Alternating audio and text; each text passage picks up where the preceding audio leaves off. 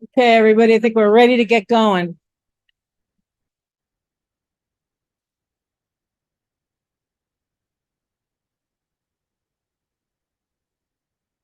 I want to thank you all for coming today.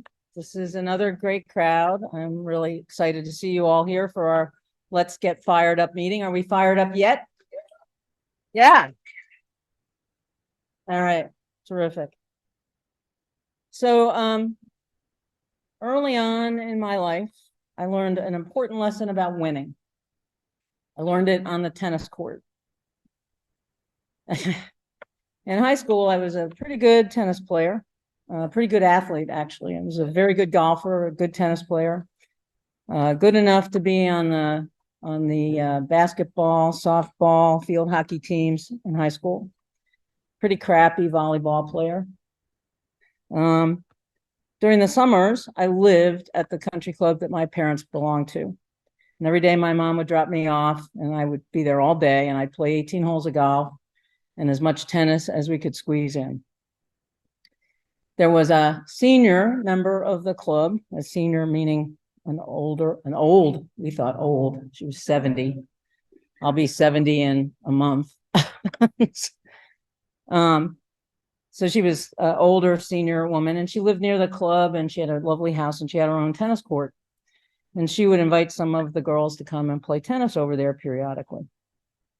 So she invited me and I almost said no because I felt like my 17-year-old athletic self would crush her and that would be rude. Or the alternative would be that I would let her win. And I didn't really see that happening. So I went. I'm not going to bore you with the details or tell you the score, but she crushed me like a grape. Running from one side of the court to the other side of the court and up and back and to the other side until I was exhausted while she stood back here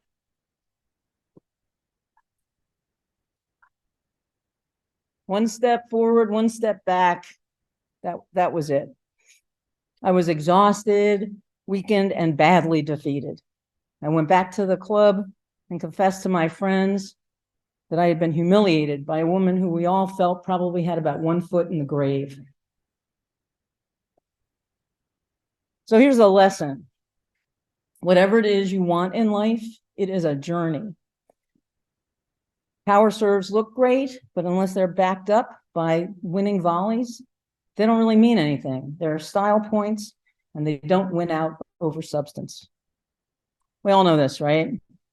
Slow and steady wins the race. Everything worth having is worth fighting for, worth working for, whatever your mom used to tell you. Actually, it's true. I believe that this can be the year that we turn this ship around. Oh, I'm sorry.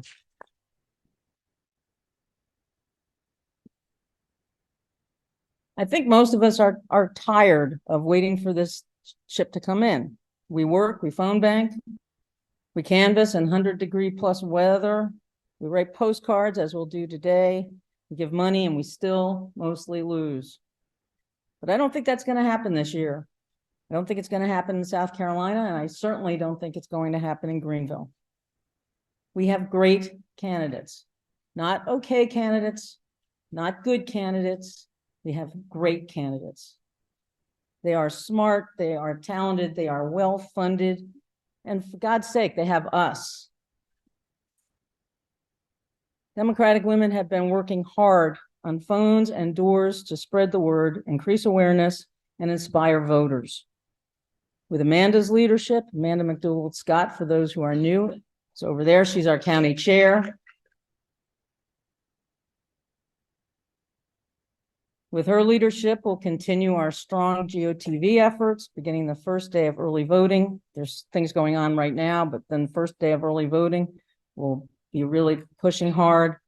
And I hope a number of us will sign up to make calls throughout those days of the 2-week voting period to encourage voters to get out and vote early. Let's not wait till the last minute until you sprain your ankle before early on election day and can't go. I was telling A few years ago, I had an opportunity to talk with the county one of the county chairs in Georgia, and she described their get out the vote activities. So they drive around, they have obviously an army of people, and they drive around through neighborhoods, and they knock on doors, and they ask, have you voted yet? No, haven't voted yet? Get in the car. And then they drive to the next house, get in the car. And then they take them to the polling place, they vote, they bring them back home, and they keep doing this. You can only imagine the army of volunteers they must have to execute this plan. What I think we'll be doing is a scalable version of that general idea. I was telling Shelley Deason recently that I am by no means an optimist. So cheerleading is not my default position. But I do believe that this year, with your help, Democrats will start to turn Greenville's ship just a few degrees more.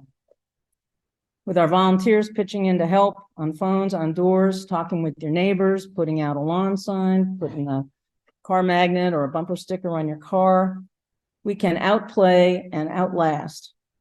And at the end, it will be game, set, and match. I believe this is possible, and when it comes to fruition, what a great way to carry us into the extremely consequential election in 2024. It's a journey, and I am really proud to have all of you on the Democratic Women team. Please give yourself a round of applause.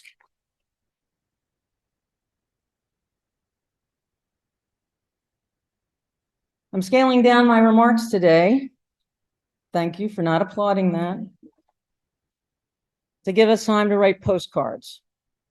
But I want to have a couple of things I need to announce that I think you'll be interested in. First, the board has voted to approve tiered membership levels. You can choose an annual membership fee starting at the current $25 level that will remain, but also including a $50 and $100 level. This is designed to give members options to balance the value of the organization to you and your personal capabilities. It's a personal decision. We will not have platinum, gold, and silver members. We will not have badges with your membership level blared on them. No one will call you and no one will lobby you. This is totally up to you how you do this. We do hope that some of you will invest in us at a higher level. But most important to us is that you remain Democratic women and continue to bring new people, as I see many today, into our group. Our membership is our power. And before I forget, because I wrote it down here so I would not forget to do it, we do have many new people here today. Don't know, Peggy, if we have new members today. But if you are a new member, would you stand up and let us just greet you properly?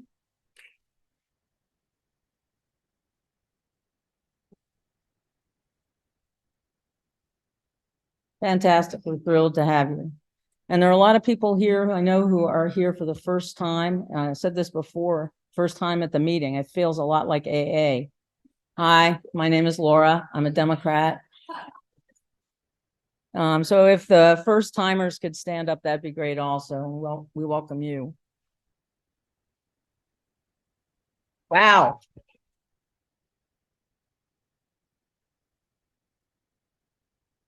That is really great. The change to our membership levels takes effect immediately, as has been our custom in recent years. Those of you who renew between October and February 1st, the date dues are due, will also be paying your 2024 dues. In addition, I think this is going to get a big yay. So in addition, the board has voted to remove the $5 seating fee.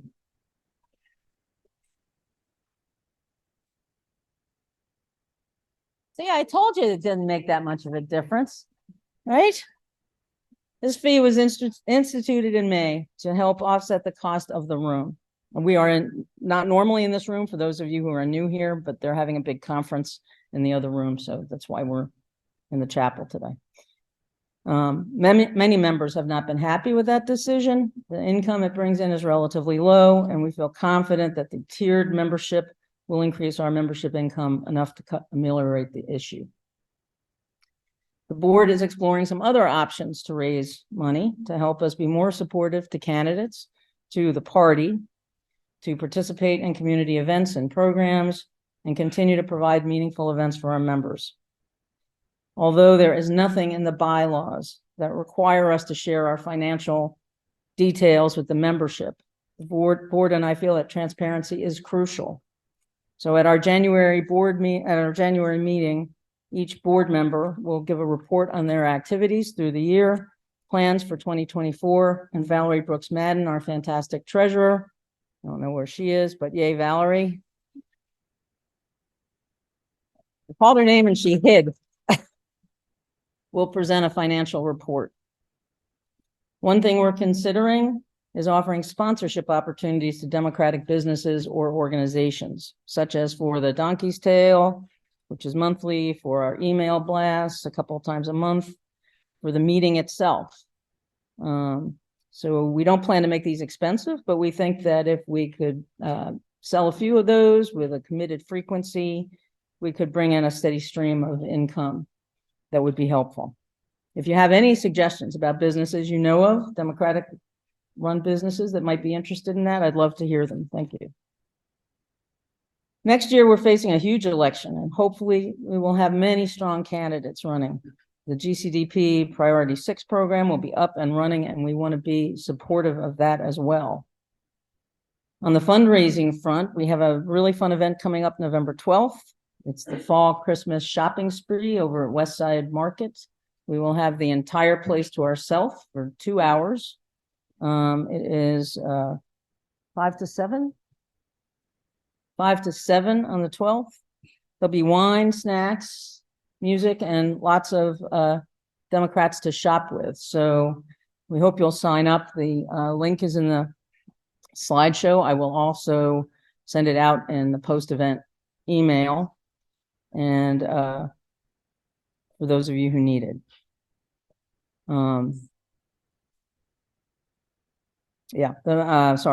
The more you shop, the more DWGC benefits. We're getting 10% of all of the sales. Thank you. So the other half of me over here. I appreciate that. Okay. Time for one last thing. We are planning a Christmas holiday event. It's going to be a little bit different than what we've usually had. We think it's going to be at Ink and Ivy downtown. It's going to be there'll be food, buffet, there'll be a bar with actual bartenders, music. It should be a lot of fun, and as always, the party is free. So the date is December 3rd. We don't have a sign up yet, but December 3rd from 3 to 6. So please put that on your calendars.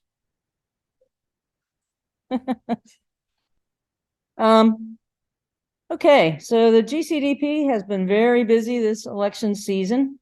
Among other things, there are many things, but among the other things, the party has hosted a series of block parties, has been doing strategically targeted enhanced lit drops, phone banking, and is planning a pretty aggressive phone banking operation during the early voting period. Despite all of that, our chair, Amanda McDougald Scott, still manages to lead in several organizations supporting families, children, education, and the right to read. I'm very happy to have Amanda here to kick us off today. Have you finished your lunch? Finish your lunch? All right. Let's have a hand for Amanda.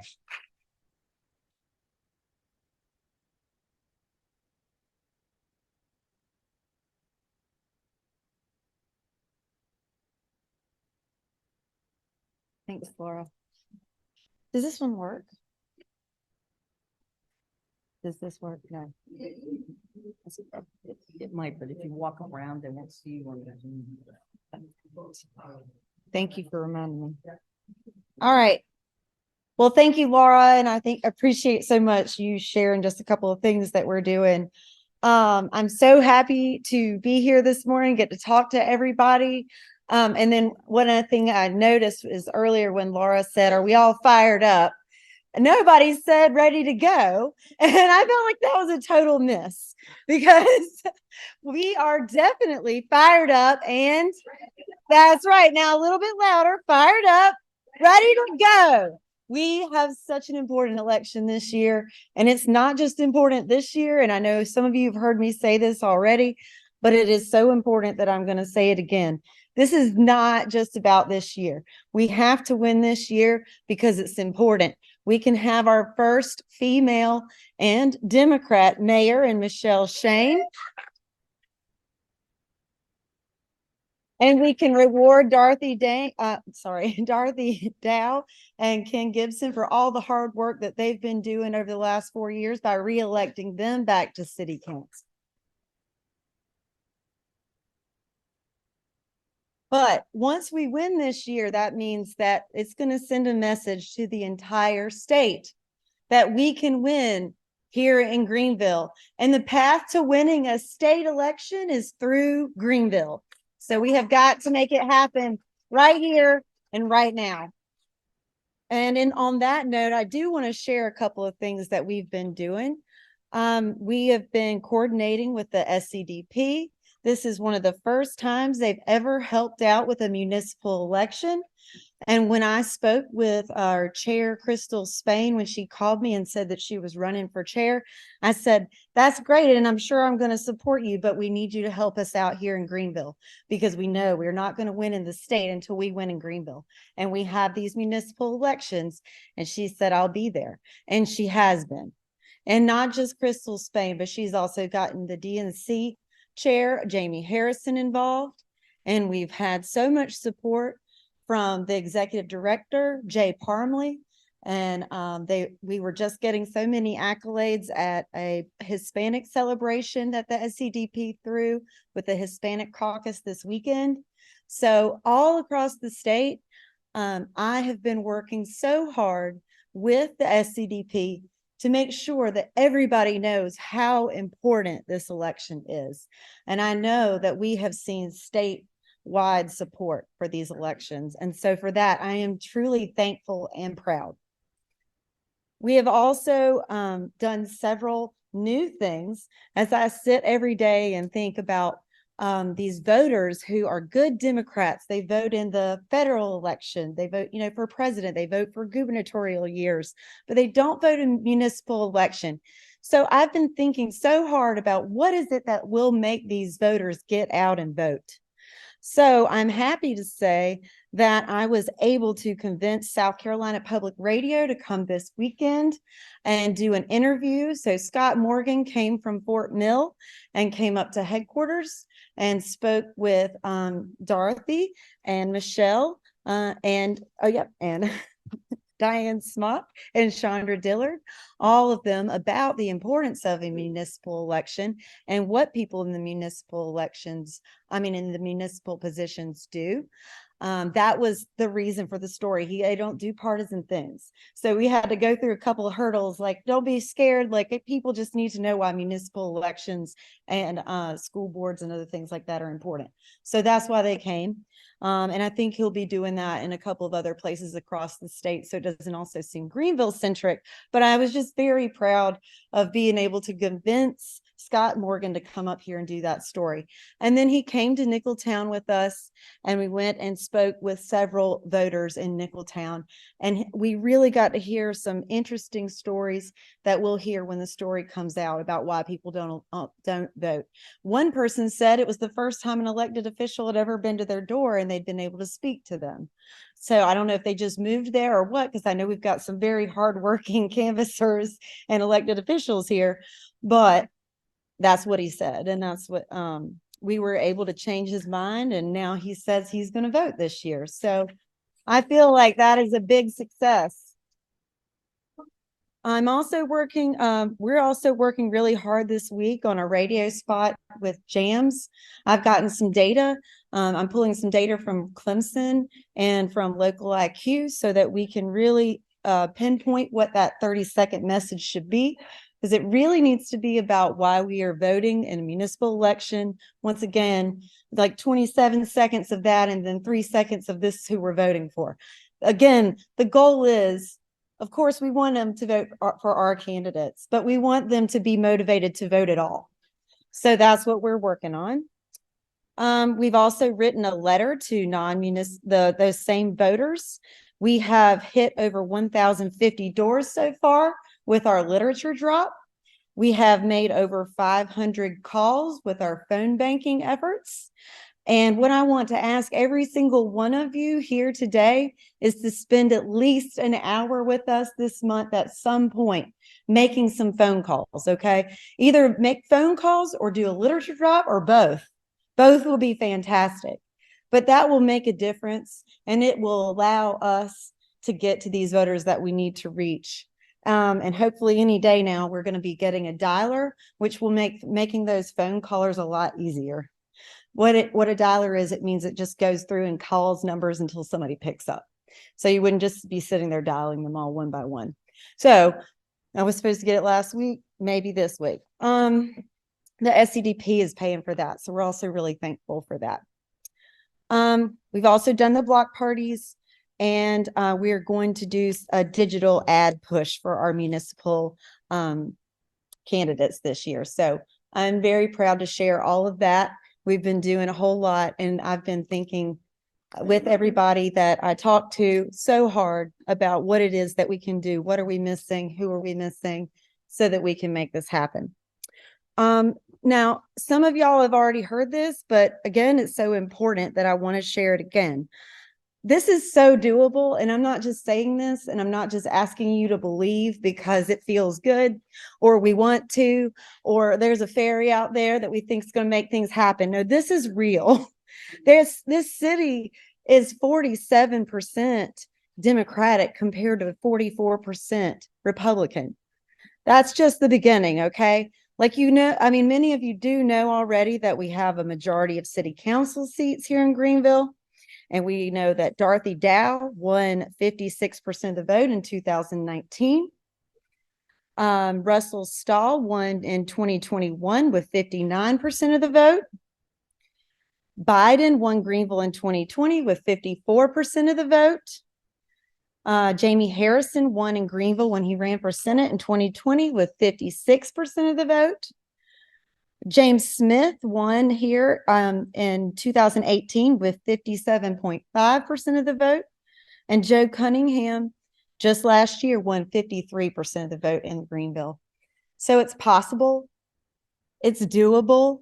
And when y'all make these calls and go to these doors and help us out with getting the word out and talk to your neighbors, and don't be afraid to say, like, this is who we're voting for, that's how we're going to make it happen. And again, I can't impress upon you enough how much this matters here this year and for the future. So I am here to ask you to help. Let's do this. And I'm fired up, and y'all are ready to go. Thank you.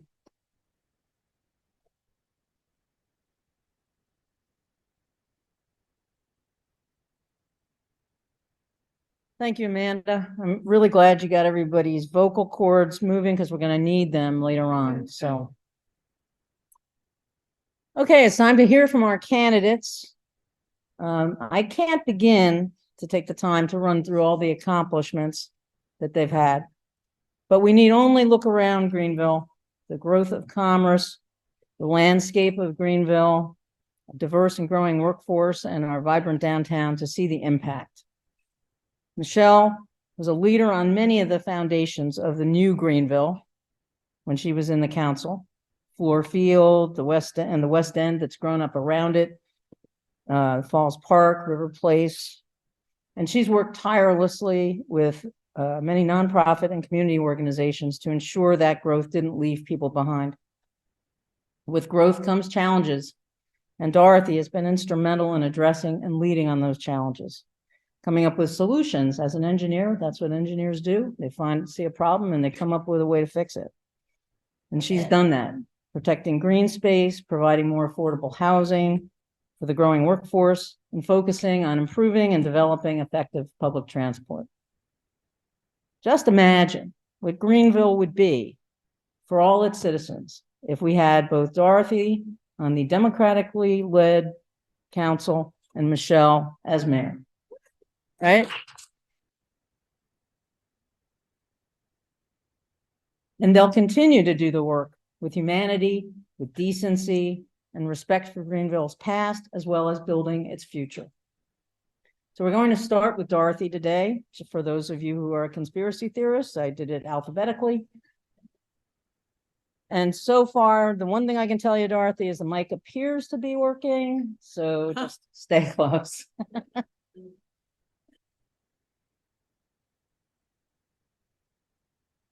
Well, good afternoon. Can y'all hear me? It sure looks different than it did last Monday night. For those of you who are in the debate, it's a different setup today, but I thought that went well last week.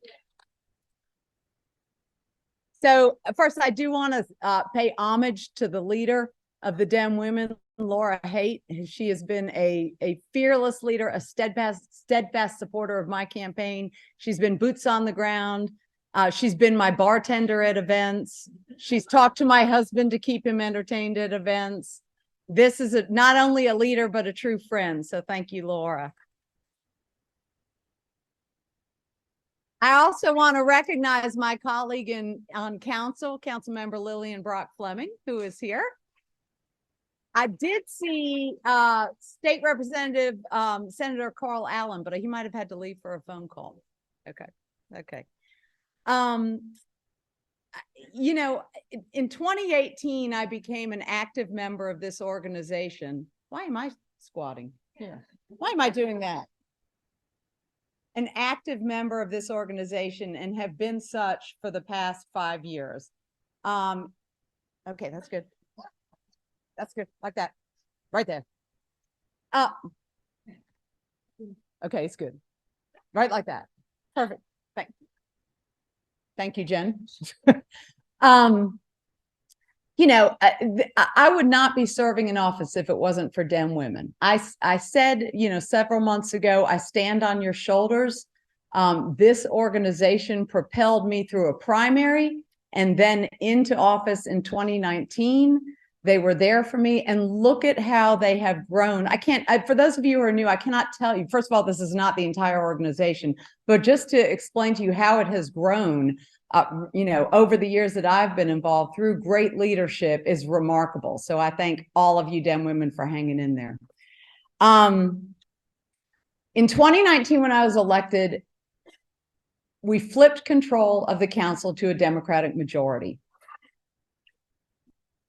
Now, very little, if anything, that we deal with is partisan, but things don't happen on council by accident.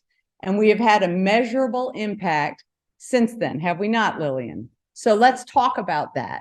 This Democratic majority has more than doubled the annual contribution towards affordable housing, probably the biggest priority I ran on, and just approved an annual allocation to support $33 million in accelerated funding for affordable housing. That is not an accident.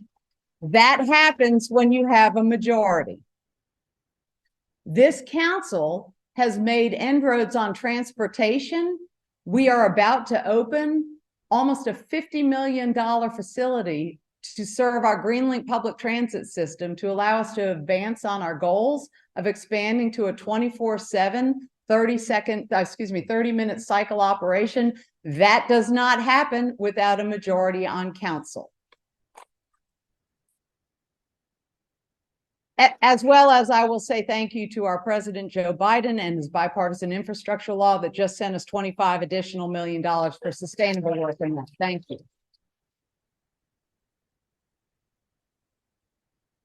We have allocated $36 million for paving, infrastructure, and rebuilding our community centers in our special emphasis neighborhoods as part of our neighborhood infrastructure bond. That would not have happened without a Dem majority on council. So my point is that we have done great work on council, and there is still work to be done. And I'm sure with Councilmember Fleming, I aim to lead on that work and make sure we keep on the pathway, but I need your help. So for those of you who have phone banked for the Dowe campaign, raise your hand. Great.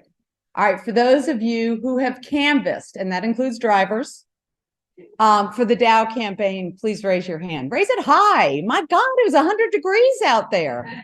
Take pride in it. I thank you from the bottom of my heart. We are running a lean campaign, using volunteer support to help in our phone banking and our canvassing efforts. And we have been canvassing since July 5th, every day, every weekend, 3 shifts a weekend. And Shelley and I have been handling it during the weekdays almost every day. We've run out of clean clothes to wear. My response to my opposition when he asked why I chose a pantsuit for the debate was, Randall, sometimes you just wear what you have clean. And then we moved on from that. For all of you who have donated to my campaign, I thank you from the bottom of my heart. Funds don't make a campaign, don't win an election, but they sure do make a campaign viable.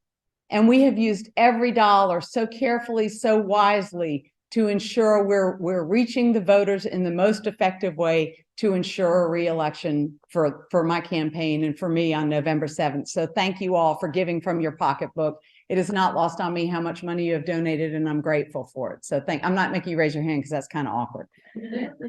All right. But now I would ask everyone to stand. Everyone in the room, if you're able, and you're all able. I'm not going to see you again as a group before November 7th. So I want you to take this to heart. I thank you. I thank you. I thank you for putting me where I am and standing with me. And I want to say, it's time to applaud all of you. So let's do that.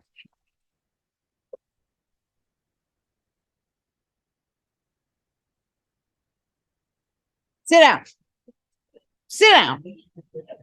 Pat yourself on the back. Y'all are amazing men and women.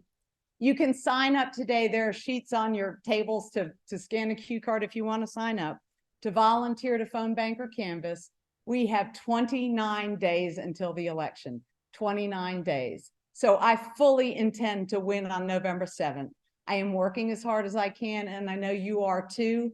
Keep up the good work. Know I am grateful, and get ready to celebrate the night of November 7th. Thank you all.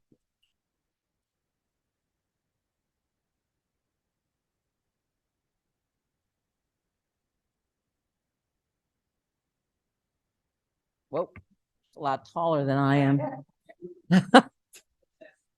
I think Michelle's closer to my height, although I am shrinking. I lost 2 inches. Okay. Thank you so much, Dorothy.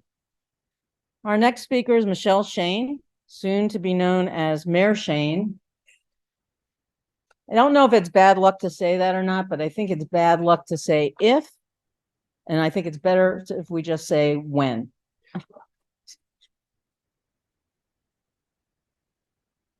In Michelle, we have another overachiever. I have said many times that there are not enough women in government, and that women in government, as in all areas, get things done. As political leaders in South Carolina, women are a woeful minority. So we have a great opportunity to change that dynamic in November, and I am certain that we are going to do it with these two. Welcome, Michelle.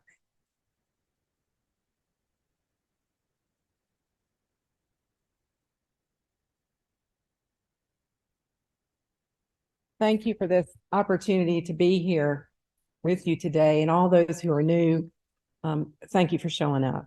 I mean, that really means a lot to all of us. Without Democratic women, we wouldn't be here. Your time and energy is contagious. People say, "Are you tired?" And honestly, I'm not, because I go out and I'm knocking on doors, and your energy gets fed by the energy of the people who open the door and talk to you. And honestly, that is just rejuvenation. And so 2 things I want to share. So sometimes you don't hear the backstory. So during the debate, which was in this room, we had a lot of technical difficulties with the mic. passing mics around, trying to land. I got pulled out of here at the beginning, kind of barely in, and was told I had to go to the green room. And so I was taken by a post and courier staffer who was going to give me the rules. And I go in this room, they're lined with pocketbooks. I thought, well, this is a good sign. It must be the women's green room. And all of a sudden, the mayor comes bursting out of the bathroom. And I thought, he said, I've been locked in here.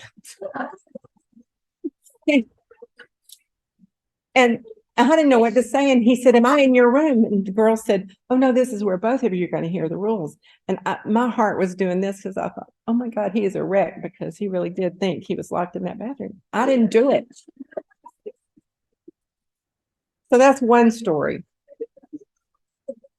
I know, you can't make it up. And then another story on let's see.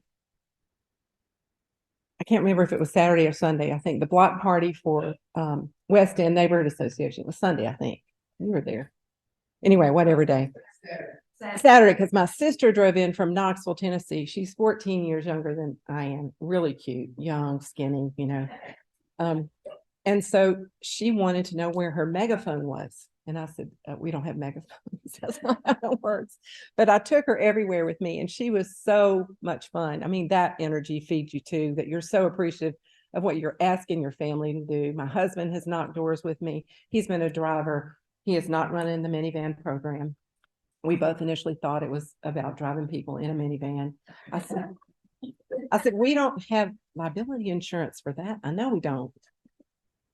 And they said, no, Michelle, it's an app. So age speaks. But anyway, so those stories, I just want to say that when you show up, Laura, last Thursday, you showed up to do phone banking and you were by yourself and you still stayed. People came and sat with you, but it's that kind of day that you think, these are days when you think, can we do it? And yes, we can do it.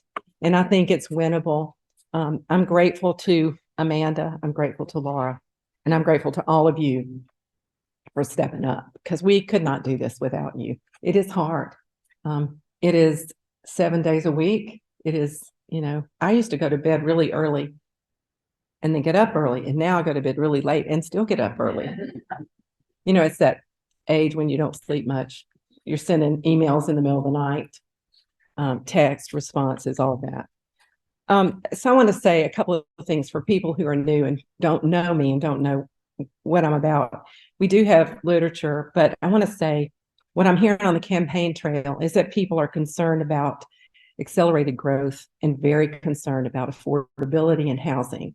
And I spent much of Saturday in Green Avenue knocking on doors with a lot of seniors who are struggling to stay in their homes, who are being preyed upon by predatory real estate investors who are trying to buy their homes and under market value, constantly calling them, knocking on their door, harassing them. And it is a very scary thing. And so I know the faith community is stepping in to try to help educate. And I think that's what we should be doing too. That it's not, that's not who we are. And we shouldn't be allowing that in the city.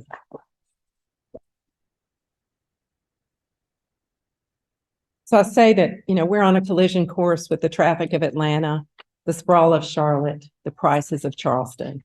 And that's kind of my mantra that guides me. But also when I'm knocking on doors, I'm asking people, what are your issues? And they're telling me. And so I take those to heart, because they haven't had somebody come to their door in a long time who ran for mayor. And so I'm hearing them talk about the seniors in their neighborhood. And I'm hearing them talk about their lost hope to think that their vote matters. And I think we have to communicate to them that it does. And so yesterday, when Amanda had arranged the SCETV reporter who was doing audio, thank goodness, so we all, didn't have to brush our hair and, all that. But we went to one house that I just want to share with you that was magic, and that was Sarah Reese. And if you know who Sarah Reese is, raise your hand. Sarah Reese is famous. She is an internationally known opera star who has an Emmy to her name, who lives in Nickeltown. who was Lillian's roommate at Furman when Lillian and Sarah and Joe broke the segregation that was at Furman. And Sarah, when the reporter asked her, why should people vote in municipal elections? Sarah said, because we fought so hard for it to get the vote. And it's not time to stop now. We need people to show up and get out and go vote. And so she has these mailbox meetings. I'm going to try to go because she also is doing some flower swapping. Her yard looks great. Mine does not. If it doesn't rain soon, my trees won't look good either. But she just did a beautiful job talking about why it matters. And it was like she had prepared that speech, but it was spontaneous and strong and powerful. And I think if Taylor Swift can cause 12,000 young people to register to vote, then maybe Sarah can help us get there too. So I started asking people who are famous from South Carolina. Okay, where's Darius Rucker when you need him? So let's kind of push some people to say, come on, people, let's vote and let's get it done. I know that, there are a lot of issues that you can't fix all at once. The first 100 days, my husband said, I need to make sure that we get a Dairy Queen in the city of Greenville.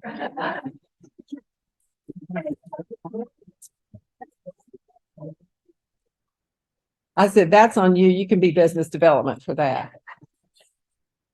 But truly, it takes time, and it takes like what Dorothy's done in the last 4 years, 4 more years that will help her achieve the things that she set out to do.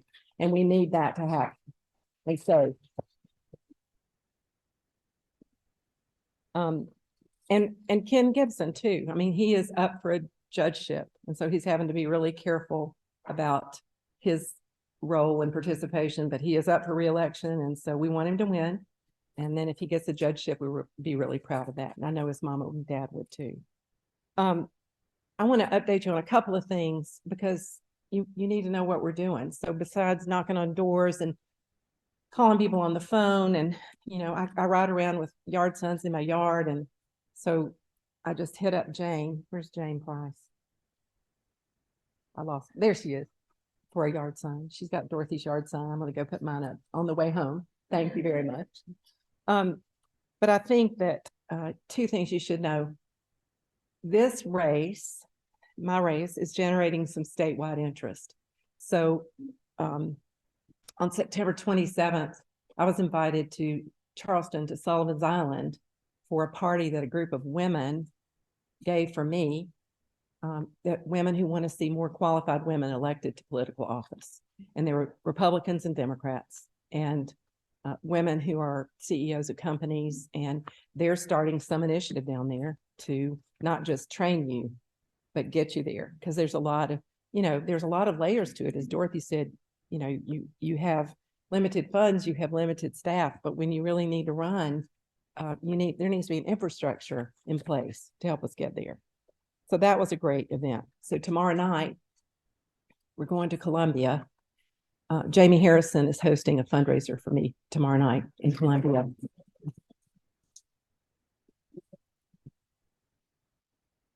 And it's really an honor. He's trying to help this state party. He's trying to help this race they see as flippable. And we're trying to get enough money raised to go on television. We've already made the film. We've already filmed it with a lot of takes. But when you think about what has to happen for you to get your message out, so we're doing mail campaign, 2 pieces hit last week. One was a little late, one was a little early. Digital is in the process of going up, and then television, and then we're looking at radio, and we're looking at continuation of what we've started. So all of those things cost money.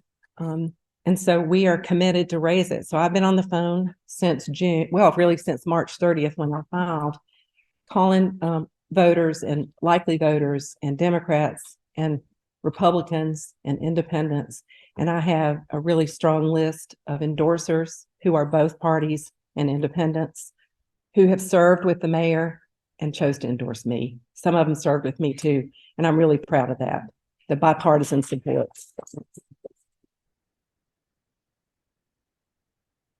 So the other thing Sarah Reese said, and I want to tell you this story, when she was 13, Martin Luther King came to Greenville and she got to meet him and she was invited to sing for him. And she said, and so I did. I didn't want to ask her, did you do opera? I don't think she did. Probably was church stuff. There you go. And she said afterwards, he told her that he said, my wife sings, but she gave up her singing to help me with my work. And Sarah said, I've never forgotten that experience, meeting him. And that kind of set her tone for she tells people, her nieces and nephews and her friends, you need to go vote.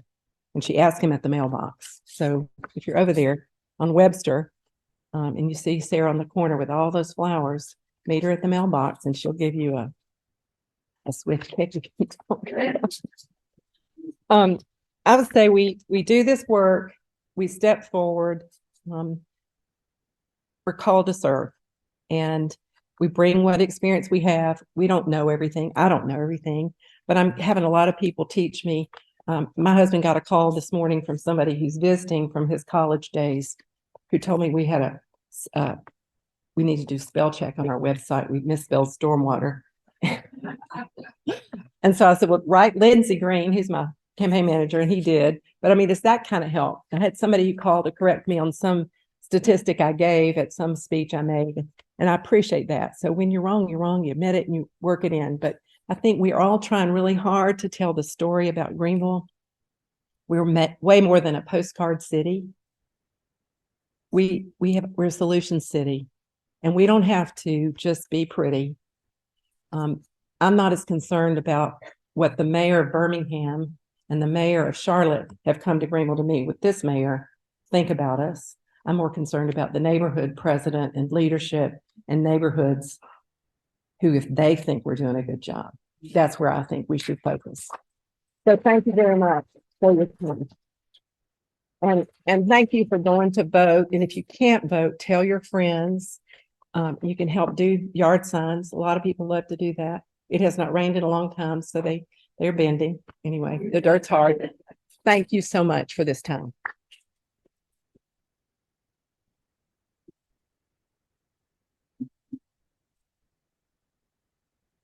Okay, so thank you, Michelle.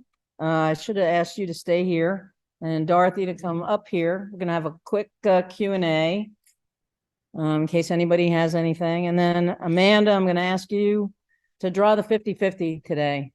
I don't know if anybody can hear me. There we go. Okay, let me see if this works. Those are bad. 1, 2. Okay. Should have been using this one all. Anybody have any questions for our candidates? We'll answer. My question is, tell people the real truth about how downtown we got everything that we got downtown. Because the mayor makes this speech, and as I recall, he didn't attend any of it. Let me just stand you. I think what Lily is trying to reference is that we are strong mayor. We're not a strong mayor form of government. We're a council manager, which means you have to have 4 votes to get anything done. So the 4 votes, to Dorothy's point about having a strong Democratic majority, we voted to do Falls Park, to take down the Camperdown Bridge. We voted to do baseball, to buy the property from the school district, and negotiate with the Greenville Drive to build the stadium on their dime and on our land. We voted to do River Place development, which is probably the most financially sound, largest, truly mixed-use development in the Southeast. I'm just gonna put that out here. And 15 years ago, we voted to do Unity Park. Yes, and Shonda would tell me to tell this story. We also bought the Palmetto Expo Center when it was about to go under padlock and receivership. I was chair of economic development, and I was on the team that was negotiating under the chamber and the county and all the business people on Pleasantburg. And we were told the morning that we bought it, I got a call from the Bank of America bankruptcy banker who was coming to Greenville to padlock the building at 5 o'clock. And at that time, hotels were struggling with their heads on beds. I mean, they could not make it. Had it closed, it would have been years to put back together what was booked 2 or 3 years out. And so Shonda reminded me, she said, well, when we decided to buy it, we had hospitality tax that had not been earmarked. And the city manager said, we have enough. And we bought it for $6.75 million. So we went out of executive session into a public session and took the vote. And then Shonda said, and do you remember what we did next? I said, what? She said, we called the mayor because he was at the beach. And so we did. We said, we bought it. And so Anyway, thank you, Lou. Just letting you know what's going on here, Mr. Mayor. Y'all, you have a question? Well, first of all, I would like to commend both of you for your awesome performance last Monday night at the debate. And I can definitely say proudly that you all both did well. If I had to pick a winner during that performance, that awesome performance that you gave, I would definitely pick you too. As being a winner. That I have, and you all both know me, I've always tried to be a voice for the people, the poor people. And the poor people in the city of Greenville, for sure, have been displaced. We all know that. What are we gonna do about it? Many of those people are still living in motels, 3-bed motels. Many of them don't get the benefit for those federal guideline reasons that are given for those affordability funds to be used for poor people. So I would like to know, what can you do once elected? And you're not gonna vote for both of you. I have your yard signs, I'm talking to people every chance I get. I'm posting and reposting on Facebook, and I have over 3,500 followers on Facebook. So it's time to be join us to a club. So is, what do you do once the elected? The impact on the condition that many poor people, African Americans, are facing. Because when Unity Park was approved, it displaced over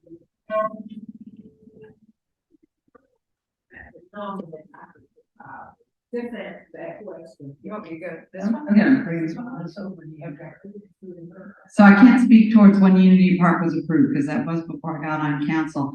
I think one of our biggest hurdles is connecting people to the units that are available right now. So for example, this is not my favorite building. It's not anyone's favorite building. In fact, I don't know anyone that likes the way it looks. However, the McLaren across the street,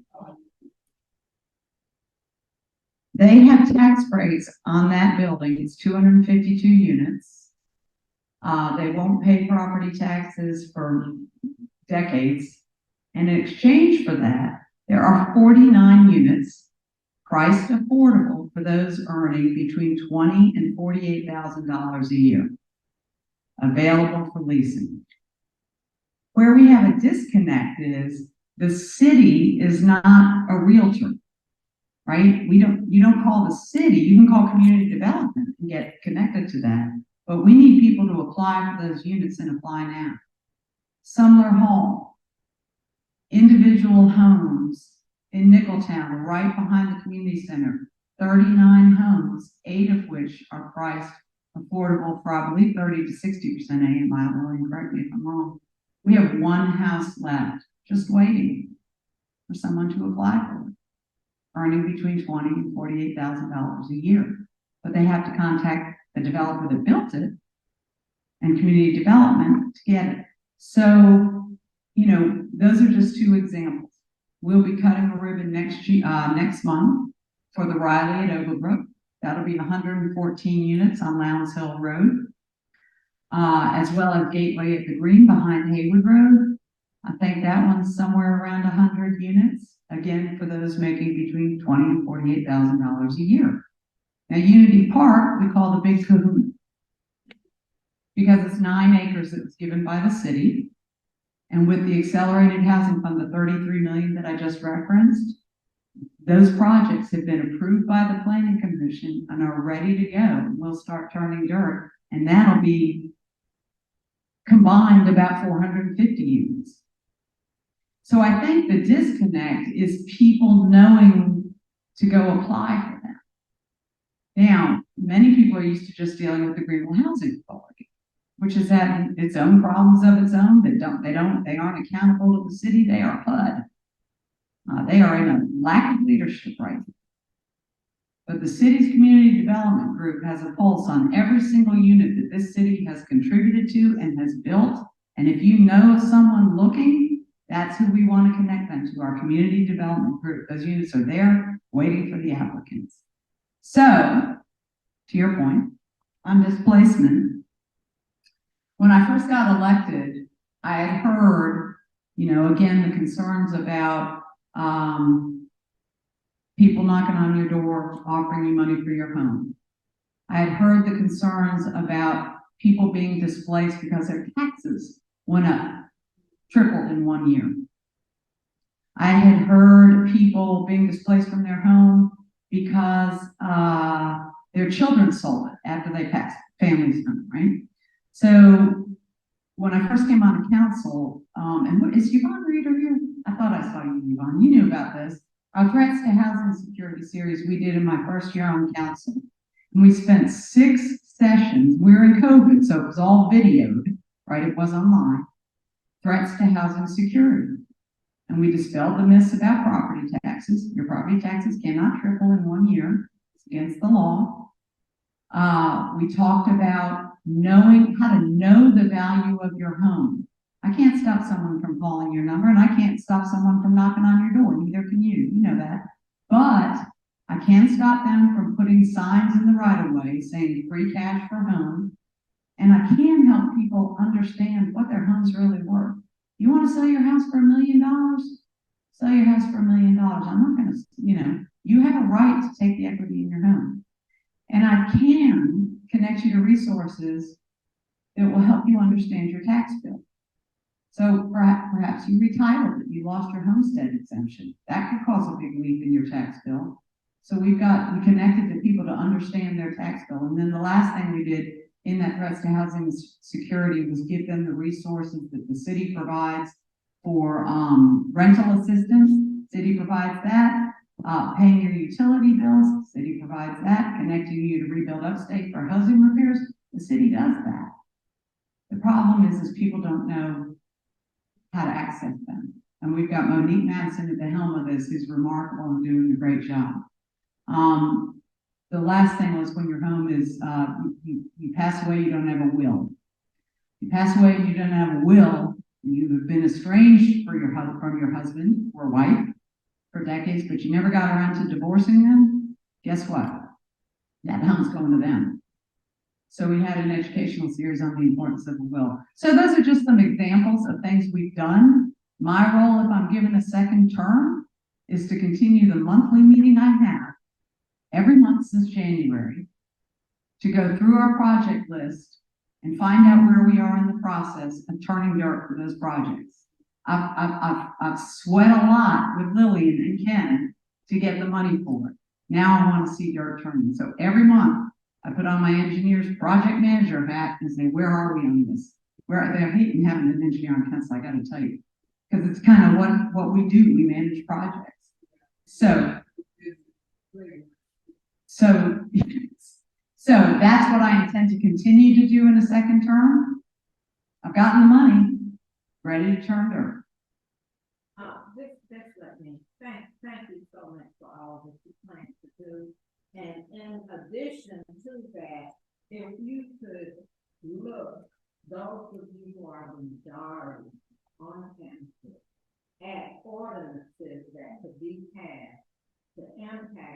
the developer. This was done back in the 60s. I was 15 years old. That room taken place. And I spoke to city council at the age of 15 with a group of preachers who went to city council to ask that the antebellum Jim Crow laws that were still on the city's book after all those years be erased. And at that meeting, an ordinance was passed to erase the Jim Crow antebellum law that would prevent certain interactions between the races. So thank you. If you just think of that, be creative. There has to be some things that can be done. And if you think of them, I'll be backing you 100%. Thank you so much. Okay, we have time for exactly one more question. Coming from over here. Thanks so much, and I appreciate both of y'all running. I don't know about the zoning laws in the city, but have y'all looked at additional dwelling units as a possibility for affordable housing? Come on back here, Laura. Kill two with one stone. Yes, we just passed a new Greenville Development Code that allows for accessory dwelling units specifically for that reason. Okay? Our new Greenville Development Code allows for density bonuses if you include 20% affordability in the property. So yes, check, done that. Yes, check, done that. Okay. So we got a couple of little things here. Yes, one for you, and for you, one for Amanda. Don't let anybody go anywhere.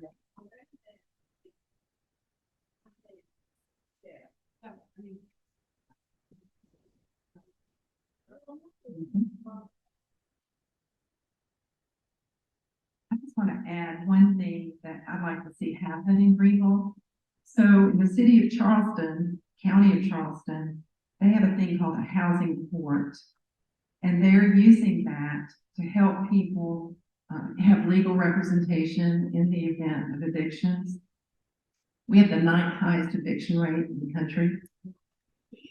And so what happens often is people get evicted, it goes on their record, and then they're not eligible for federal housing vouchers. Good luck spending those, because there's not enough inventory. But so in Charleston, the housing court helps you remove the eviction and possible minor misdemeanors that keep you from being eligible for these housing vouchers. And I have been talking to the people there about what that would look like. It's now been given full approval by the South Carolina Supreme Court to do statewide. So I would love to see us try it here. Obviously, I need 4 votes to do that, and I can count on Dorothy, I'm sure, and Ken and Lillian to make that happen. But that's just one other example of what housing you can do. Thank you. Thank you, everybody, for coming today. Appreciate you all. I hope to see you at phone banking and canvassing and back here on November 14th for the party.